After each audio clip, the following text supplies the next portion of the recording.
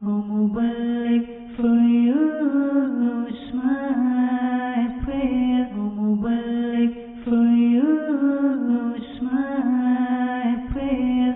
May you keep ascending success stair.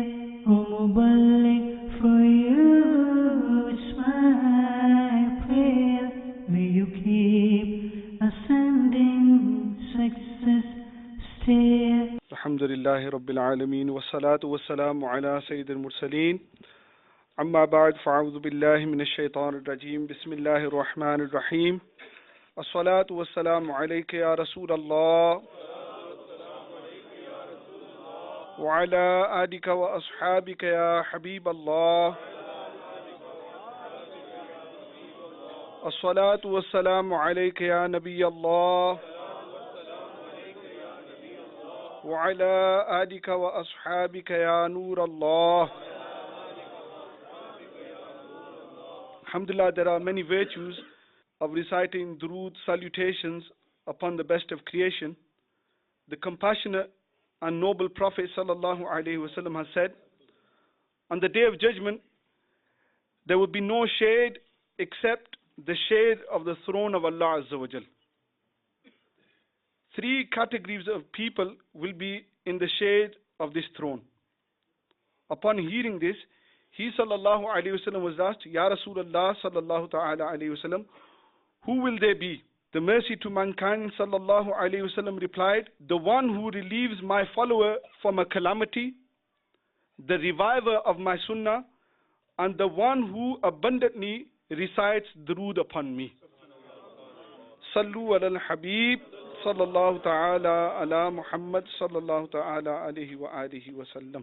Dear Islam brothers, Allah Azza wa Jal has blessed us with countless favors and bounties. And a great favor which man has been granted is the tongue. Allah Azza wa Jal says in the Holy Quran, Surah Balad, verse 8 and 9, Alam naj'al lahu aynayn wa lisanan wa shafatayn. Have we not made for him two eyes and a tongue and two lips? The tongue is a very common part of our body which we use regularly. Now let's analyze and take a look at what we know about this part of the body. What is our general knowledge about this part of our body? I'll mention some basic facts which most of us will know. The tongue is found in both animals and humans. Is a fleshy muscular organ which sits on the floor of our mouth. It has taste buds. It helps us to swallow food. Is the principal organ of speech, and it is the main part of the body that we use to communicate with one another. Day in, day out, we use the tongue, but still, apart from these few basic facts, we really do not have an understanding about the importance of the tongue. These are basic facts that we all know. Now, let's look at how deep the pious ulama and the saints of Allah Ta'ala have delved and what they have said regarding the tongue. How have they understood the tongue? Hakimul Ummat, Hazrat Mufti Ahmad Yar Khan Naimi Rahmatullahi Ta'ala alayhi says, it should be remembered that the eye looks at others, but it cannot see itself. Whereas the tongue, it can describe its own condition. Other outer limbs are in pairs. 2 eyes, 2 ears, 2 hands, 2 feet. They're in pairs. But the tongue is alone. It is one. So the man can talk less and work more. If he had 2 tongues, he'd talk even more. So he's got 1 tongue so that he talks less and works more. And also he should maintain 1 tongue, i.e., he be a man of his word. He should stick to his word. This is a man of 1 tongue. A person who has 2 tongues is a munafiq, a hypocrite. The tongue and the heart are one. We have 1 heart as well. We don't have 2 hearts. We have 1 heart. So 1 tongue, 1 heart. Furthermore, he says that it should be remembered that on the tongue of some people, the nafse ammara, the baser self speaks. On the tongue of some, the devil speaks, the shaitan speaks. On the tongue of others, the malaika, the angels speak. Whilst on the tongue of some, Allah Ta'ala himself speaks. Hujjatul Islam Imam Muhammad Ghazali Rahmatullahi Ta'ala alayhi, he says, the tongue is from amongst the strange creations of Allah Azza wa Jal. Outwardly, it seems like a piece of meat, but in reality, it has a grasp over all existing things. In fact, it also has a grasp over those things which do not exist, which are not in existence, i.e., emotions, feelings. The tongue, it can even explain these things, which have no physical appearance. The tongue is the deputy of the intellect. Everything which comes within the boundaries of the akal, the intellect, anything that we can understand, it is described by the tongue. So whatever we imagine, whatever we understand, it would stay in our minds, but it is through the tongue that we write it down or we explain it to others. So look at how important this part of our body is. There is no other part of the body which is like the tongue. For example, the eye cannot see anything apart from colors, shapes, and forms. The ear cannot hear anything other than sound. In fact, there are some sounds that the ear can't hear as well. The ears can't hear, such as the dog whistle. It's so high in pitch that a human being cannot hear this whistle. Only dogs can hear it. So even the ears are limited. And the hand can only touch or grip hold of materialistic things. The nose can only smell something which has a scent. And like this, all the limbs of the body have their own little department which they deal in. But the playground of the tongue is vast. It is vast. The kingdom of the tongue is like the kingdom of the heart. It has a rule over all the body. It rules the body. Whatever the heart has a rule over, the tongue also has some sort of influence over it. Whatever appears in the heart can be communicated and expressed and brought out into the world in the form of words via the tongue. So through the tongue, we have an insight into a person's heart. By the way a person speaks, we can understand how he thinks, whether he is of a good nature or a bad nature. Whatever he is from inside, it is his tongue that will tell us. Because it is only through his speech that we'll be able to judge what kind of person he is. I.e., if he talks filthy, then we know he has a filthy mind and he has a filthy heart. If he talks good, he's spreading good, then we know in his nature, he is a good person. So this is how important understanding this part of the body is, that we understand a person's nature through his speech. Now, the tongue can soften a person's heart or it can make it hard. Hazrat Sayyidina Isa alayhi salam, he says, other than the zikr of Allah Azza wa Jal, do not say anything else in abundance. Otherwise, your hearts will become hard, and a hard heart is always distant from Allah Ta'ala. But you do not know and you do not have knowledge of this. So, other than the zikr of Allah Azza wa Jal, speak very little. Otherwise, when you say something wrong, you move away, you distance yourself from the mercy of Allah Ta'ala. Hazrat Sayyidina Baba Fariduddin Ganje Shakar Rahmatullahi Ta'ala, he says, when Allah Ta'ala wanted to place the tongue in the blessed mouth of Hazrat Adam alayhi salam, he addressed the tongue. He talked to the tongue and he said, O tongue, the reason for creating you is that other than my name, you do not mention anybody else's name. Allah Ta'ala, before putting the tongue into the mouth of Hazrat Adam alayhi salam, he addressed the tongue and said that other than my name, do not mention anybody else's name. Apart from my words, my kalam, you do not read any other words. If you say anything other than this, then you and the rest of your body will have to face calamities. Then you and the rest of the body will have to face calamities. Hazrat Taus, he says, Rahmatullahi Ta'ala alayhi, he says, my tongue is a beast. It's a beast. If I let it loose, it will eat me up. It will destroy me.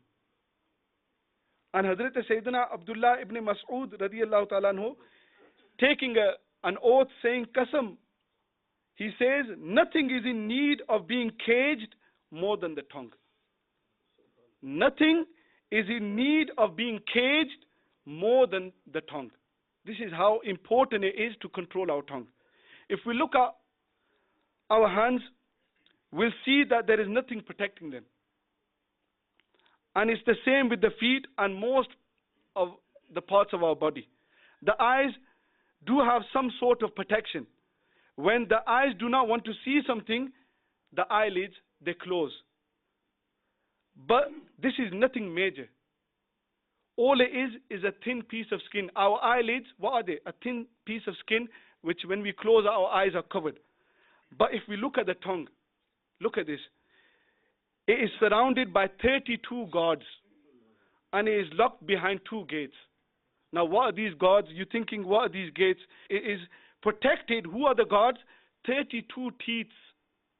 The teeth we have, they are guarding the tongue. And the 2 lips that we have, they are the gates for this tongue.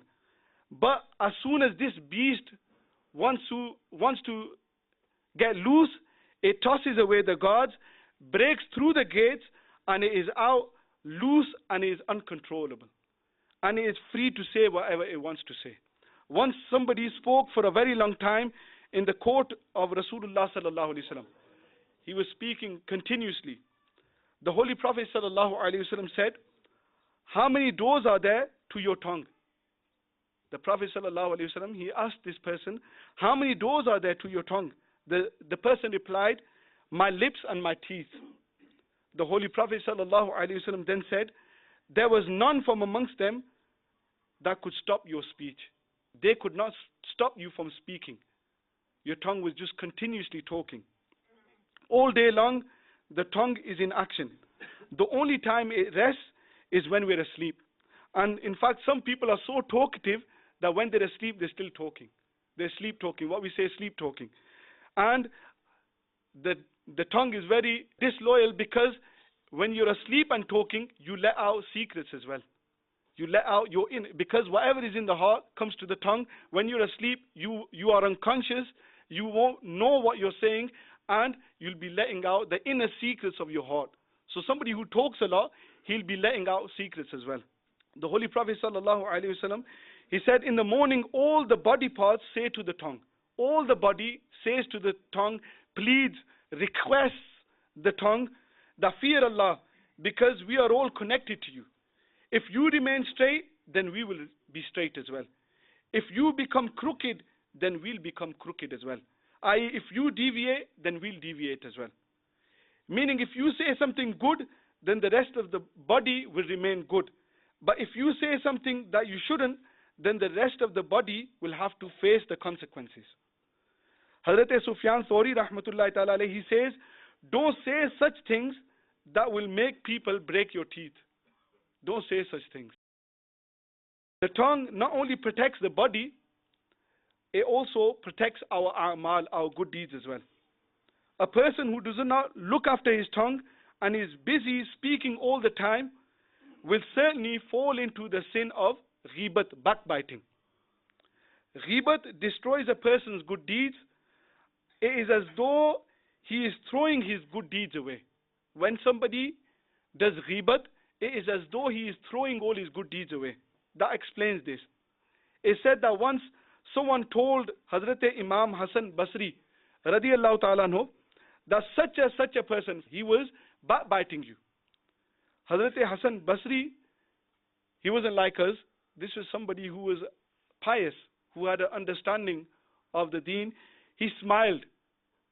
And instead of, if it had been me and you, we would have backbited and we would have said 2 or 3 things extra than what we have heard from that person. But Hazrat Hassan Basri, he smiled, he went to the marketplace, he bought a tray full of dates and he gave it to that person. He said, go and give this tray of dates to that person who is backbiting me and tell him, Jazakallahu khaira, thank you very much for giving me all your good deeds by backbiting me. This is a gift from me to you for giving me all your good deeds. And then he further explained that when somebody backbites, the person who is backbiting, all his own good deeds goes to that person. So this is how this Buzurg was teaching that person and doing his Islah. When that person received the dates and he received the message, he was ashamed of what he had done.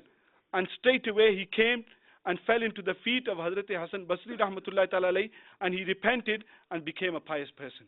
So look at how he did his Islah.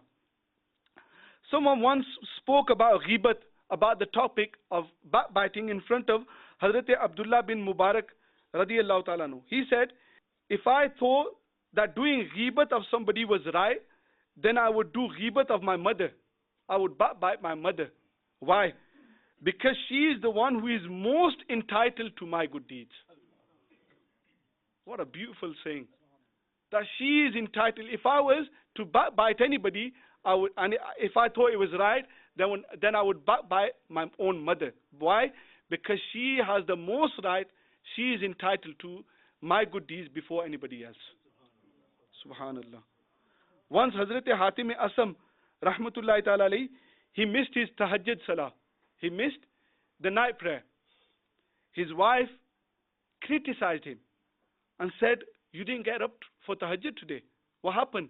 You stayed asleep. You didn't, your practice, your daily practice that you wake up for tahajjud namaz, but today you didn't get up. Listen to his reply. He said, yesterday a group of people prayed nafal namaz all night long. In the morning they did my ghibat. They started backbiting me. Now how do we spend our nights when we get together? Do we talk sense, or do we spend all night backbiting? Or if we do stay awake and do ibadat, eventually where does it lead? When we shut the Quran Pak, or we stop praying nafal namaz, or we stop doing naat khani, what do? Do we sit down and start backbiting? We should all ask ourselves. He says that in the morning they did my ghibat. On the day of judgment, their night worship, their ibadat will be placed in my good deeds. All their ibadat that they did all night will be placed in my good deeds, because in the morning they did my ghibat. So why if I didn't get up for tahajjud namaz, I still will get all the sawab in my night ibadat. So if we are doing all these nafli ibadat, if we're praying Ishraq Chasht, those brothers who do Madri Inamat, all of us should be doing Fikr Medina. If we are doing Ishraq Chasht Nawafil, we're waking up for tahajjud namaz, this is all good. This is all brilliant. It's all good for our akhirat. But if at the same time we're backbiting, lying, breaking promises, and getting involved in all these sins of the tongue, then all the ibadat will be going to the people who we've been backbiting. They might be sleeping at home, they might be resting at home, but they're getting all the good deeds that we're doing. They're getting all the thawab because we sat there backbiting. So if we're doing all this, if we're waking up in the middle of the night doing tahajjud namaz, if we're staying awake after fajr and doing ishraq chasht, awabin, and all these good actions, then protect them as well. Don't fall into the trick of the shaitan and start backbiting and waste your good deeds. So protecting the tongue is protecting our a'mal as well. When we protect our tongue, we protect our a'mal as well. The tongue is the best and the worst part of the body as well. It said Hazrat Hakim Luqman radiyallahu ta'ala anhu, he was a black Habshi slave. The first piece of hikmat, the first piece of wisdom that came from him was that once his master, he said, "O slave, slaughter this goat and bring me the best meat from it." Slaughter this goat and bring to me the best meat of this goat. Hakim Luqman radiyallahu ta'ala anhu, he slaughtered the goat and gave his master the heart and the tongue of the goat. This was the first piece of hikmat that came from him. The master gave another order. He said, "Go and slaughter another goat now." And now he says, "Bring me the worst part of the body, and then after you've slaughtered the goat, bring me the worst part of the body of the goat." Hakim Luqman again, he gave the master the heart and tongue again. The master asked the reason for bringing the same parts of the body. The first time when he asked for the best, he bore the tongue and the heart. And the second time when he asked for the worst, he bore the tongue and the heart again.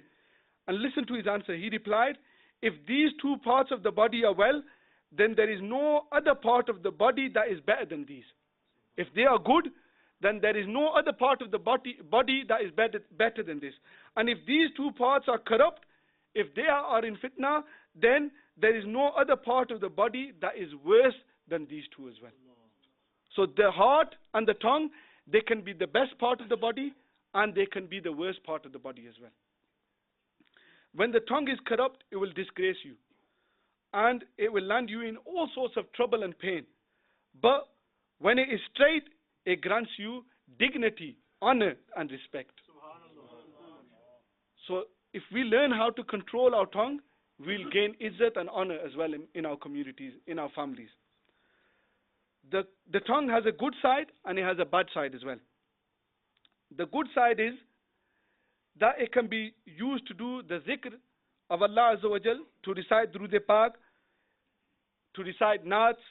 It can be used to give dars. It can be used to deliver a sunnah-inspired speech, to invite someone towards good, to forbid evil. You can use the tongue to do masses and masses of good deeds. You can use the tongue to put happiness in the heart of other Muslims as well. This is a great amal as well. Hazrat Bishr Hafi, rahmatullahi ta'ala alayhi, he says, to make the heart of a Muslim happy, this is better than performing Hajj, Nafli Hajj 100 times. Making sure that you don't lie and you don't say something which is against the Shariat. Just to put happiness into the heart of a believer. Look at the virtue of this good deed. So how do we get this thawab? Again, through our tongue. How we speak. How many times do we break people's hearts? Have we ever thought of this? You and I, how long have we been in the mahal? Some of us here 10 years, 15 years, more maybe. How much have we controlled our tongue? Think about it. Me and you included, all of us. How much have we learned to control our tongue? 10, 15 years in the mahal. We listen to these bayans again and again. We hear our Amir al-Sunnat mentioning this controlling of the tongue again and again. Kufle Medina, Kufle Medina. How much, where have we got to? I'll ask myself, you ask yourself, how much have you controlled your tongue? If he's somebody who does Fikr Medina every night, he'll have some sort of control over his tongue. Otherwise, we all know our own state, how much we control our tongue. Sallu ala al-Habib, sallallahu ta'ala ala Muhammad, sallallahu ta'ala alayhi wa sallam. Just to finish off, I'm going to talk about two of the major sins that are carried out by the tongue. The first is, which is armed in our community, in our gatherings, in our youngsters, fahish kalam, talking indecently, immodestly. What is classed as indecent talk? Fahish kalam is to speak using crude words regarding matters which are detested and taboo.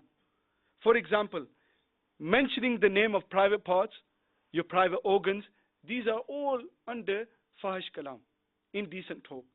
And our Buzurgan-e-Deen, they used to be very careful when it came to protecting their tongue from indecent talk.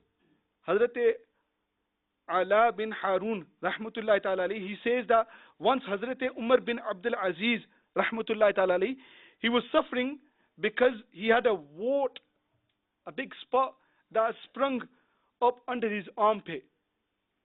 And so he says we went to do iyadat to ask how he is. Hazrat Umar bin Abdul Aziz, rahmatullahi ta'ala alayhi, he was very cautious when it came to protecting his tongue. When we asked him about this spot that had appeared under his armpit, he replied, look at his modesty, his haya. He replied, it has come up towards the inside of my hand. He didn't want to say armpit. He said, it has come up on the inside of my hand. Just so that he didn't have to use this word. There are severe punishments in store for the people who talk indecently. The Holy Prophet ﷺ said, there will be some people in the fire of hell who will have dirty, filthy, najasat, impurity coming from their mouths. Ghalazat, impurity, flowing from their mouths, flowing. Because of the foul smell, the other people who are in the fire of hell will cry out and ask, who are these people? It will be said, these are those people who used to talk indecently. Reflect, brothers. What goes on in our gatherings? How do we talk to one another? University, college, school, even primary school, little kids swearing, talking indecently.